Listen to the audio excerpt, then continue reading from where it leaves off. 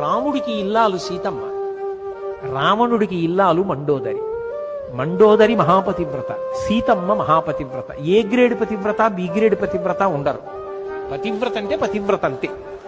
ఇద్దరూ మహాపతివ్రతలే. ఇద్దరూ మహాపతివ్రతలైతే ఇద్దరిది సమాన స్థాయి. మండోదరికి దేవాలయం ఉందా? మండోదరిని వేదిక మీద పెడతారా? పెట్టాలంటే పక్కన రావణుండి పెట్టాలి, అందుకని పెట్టరు. మరి సీతమ్మని ఎందుకు పెట్టారు? భర్త రాముడు కనుక, రాముడు ధర్మాత్ముడు కనుక. సీతమ్మ జీవితం ఎందుకు తరించింది అంటే రాముడు భర్త అయ్యాడు కనుక. మండోదరి ఎంత పతివ్రత అయినా ఎందుకు ఈ సంతోషాన్ని పొందలేకపోయింది? ఈయన లాంటి వాడు రావణుడు కాడు.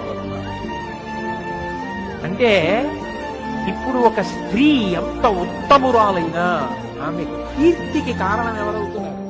పురుషుడు అవుతున్నాడు.